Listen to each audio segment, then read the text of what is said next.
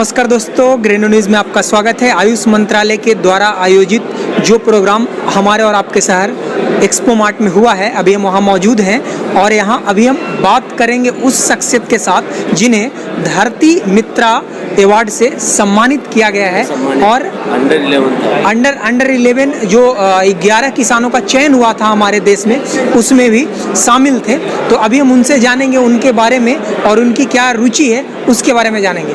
दांगी जी, आप हमारे दर्शकों को अपने बारे में बताएं और साथ ही ये भी जानकारी दें कि आप किस तरीके का अनाज जो है वो अनोखा आपने अलग किया है औरों से। सर, मैं मध्य प्रदेश से हूँ।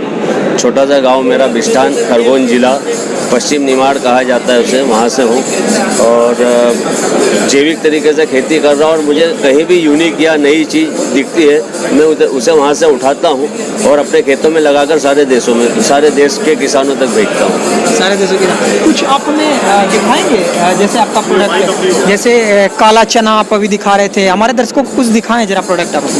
जी, ये है काला अरहर। काला अरहर है, काला अरहर है, ये काफ़ी टेस्टी होता है खाने में। इसकी दाल देख सकते हैं, आप देखेंगे और दूसरी चीज़ों के और मेरे पास से सर काला गेहूँ है। इसकी खासियत है सर, ये कैंसर पेशेंट के लिए काफ़ी अच्छा होता है। न्यूट्रिशन वैल्यूज़ इसकी काफ़ी बहुत बढ़िया हैं। शुगर पेशेंट जो होता है वो इसको खा सकता है, हार्ट प्रॉब्लम से बचाता है। काफ़ी सारी विविधताएं लिए हुआ है ये गेहूँ। और लास्ट ईयर ही मोहाली ICR ने इसको तैयार किया। मुझे थोड़ा सा वहाँ से 10-20 किलो मिल गया था, तो मैंने अपने खेतों पे से तैयार किया और बढ़ा के सारे किसानों तक भेज रहा हूँ। इसके साथ काला चना और इसके बारे में जी, ये काला चना भी सर मुझे मेरे किसान मित्र से मिला था, काफ़ी पुरानी वैरायटी है, देख सकते हैं। और ये ऐसी नई चीज़ें ढूंढ के तैयार करना और उनको देश के किसानों तक पहुँचाना है मेरा शौक है, हॉबी है। और ये लाल मक्का के बारे में थोड़ा हमारे दर्शकों को। जी, ये लाल मक्का इसी जगह से, इसी हॉल से मैं 2017 में लेके गया था, जब वर्ल्ड ऑर्गेनिक कांग्रेस का यहाँ पे एक्सपो हुआ था। उसमें सिक्किम का एक स्टॉल लगा था, तो सिक्किम के स्टॉल से मैंने उनसे काफ़ी रिक्वेस्ट किया और उन्होंने इसमें तो मुझे आधा भुट्टा दिया था इतना। और मैं इसके लिए 2 दिन तक वेट किया था। हालांकि मैं जिस दिन आया था उसी दिन वापस अपने घर जाना चाह रहा था, लेकिन उन्होंने बोला था कि जब ये मेला ख़त्म होगा तो आपको हम इसमें से थोड़ा सा बीज दे देंगे। तो इस बीज को पाने के लिए मैंने 2 दिन दिल्ली में ही रुका था। दिल्ली में रुके जी, और ये लेके गया, फिर मैंने अपने खेतों पे इसको बढ़ाया और आज पूरे भारत में लगभग 250 किलो बीज। अब आप इतना आधा सा ले गए थे और अब कितना आप तैयार कर दिए हैं इसे? मेरे पास अभी फिलहाल में लगभग ये 60 से 70 क्विंटल प्रोडक्शन इस सीजन में होने 60 से 70 क्विंटल आपने तैयार कर दिया। आप लाल अभी कटने वाला है, अभी खड़ी है फसल मेरे खेत में, वो मैं खड़ी है जी। अच्छा, आप ये दांगी जी, जैकी सर आपके बारे में आपसे एक जुड़ी हुई कहानी है, उसके बारे में थोड़ा आप हमारे। जी, वो मेरे रोल मॉडल हैं। दादा, अगर आप मुझे सुन रहे हैं तो पाए लागू, मैं उनका फ़ैन रहूँगा। उनका फ़ैन होने के कारण मैं उनसे मिलने के लिए जब मुंबई गया तो ऑटोग्राफ हुआ, फोटोग्राफ हुआ, सारी बातें हुई और मैं चलने लगा। उन्होंने बोला चल हो गया, तू निकल। और मैं चलने लगा, मैं 5-50 कदम गया हूँगा, उन्होंने पीछे से आवाज़ दिया, ए रुक, इधर आ। वापस बोला, मैंने जी दादा क्या हुआ? बोले तू क्या करता है? मैंने बोला दादा मैं फार्मर हूँ, खेती किसानी करता हूँ। ये बात उनको अच्छी लगी। उन्होंने मुझे बुलाया, बोल अब बैठ, इधर जाना नहीं यहाँ से। वो सेट पे थे, उनका शूट चल रहा था, उनका शॉट होता था, देख के वापस आते थे, फिर मेरे साथ बैठ के खेती बाड़ी की बातें करते थे। खेती बाड़ी की बातें करते करते दोस्ताना हो गया। उन्होंने मुझसे सबसे पहली बार बोला था कि तो अपने खेत में जहर डालना बंद कर और मेरे लिए बिना जहर के गेहूँ पका के ला के दे सकता है क्या? मैंने बोला जी दादा, मैं अपने हीरो के लिए कुछ भी कर सकता हूँ। वहाँ से मेरी जैविक खेती की शुरुआत हुई। मैंने उसको एक दिन बोला कि जहर मत डाल अपने खाने में, उसने बंद कर दिया और आज उसका दुकान बड़ा वहाँ आ गया। इधर MP में इंदौर के वायु में दादा ने सिर्फ एक दिन बोला था केमिकल वाला काम मत करे, मेरे सारा खेती बदल गया। तो ये काला गेहूं जो है पहले जैकी सर आपके लिए आपने उगाया? काला गेहूँ नहीं, ये तो अभी आया। इसके पहले मैं सन 2002 की बात कर रहा हूँ। सबसे पहले 2002 में मैंने ऑर्गेनिक खेती करना शुरू किया था। तब मुझे पता नहीं था कि ऑर्गेनिक खेती क्या होती है। सिर्फ केमिकल नहीं डालना है, फर्टिलाइजर नहीं डालना है, यही पता था मुझे। लेकिन जैसे जैसे धीरे धीरे आगे बढ़ता गया, सीखता गया, करता गया।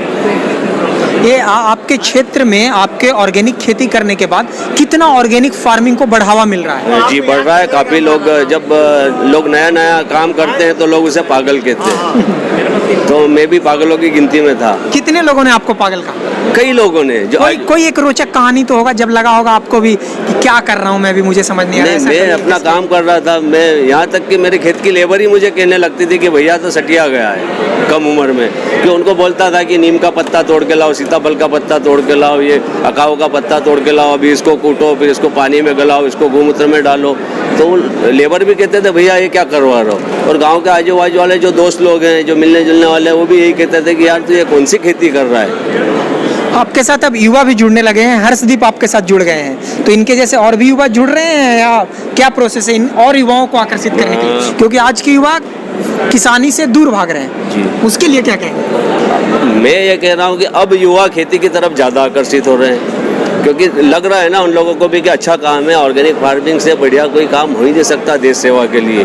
और फिर इसकी मांग भी बढ़ रही है, आप लोगों को स्वास्थ्य दे रहे हैं ना, आप अच्छी चीज़ें दे रहे हैं, तो लोग आपसे दिल से कनेक्ट होते हैं, आपका रिश्ता उनसे दिल का बनता है। और ऐसे युवा कई आ रहे हैं मेरे साथ में भी पढ़ के। अभी करीब मेरा छोटा सा गांव है, छोटे से गांव से लगभग 7 लड़कों ने मुझे आके कह दिया कि भैया आप जो कर रहे हो हम आपके साथ करेंगे, हमको आपका मार्गदर्शन चाहिए। हर्षदीप आप खुद एक यूथ हैं, और यूथ जो है आज के डेट में उनकी ये चाहत होती है कि बड़े बड़े एमएनसीज कंपनी में हों या फिर किसी और जगह नौकरी कर लें, लेकिन वो फार्मिंग नहीं करना चाहते हैं। आप एक खुद युवा हैं, आप फार्मिंग से जुड़े हुए हैं, आपका क्या संदेश है युवाओं के?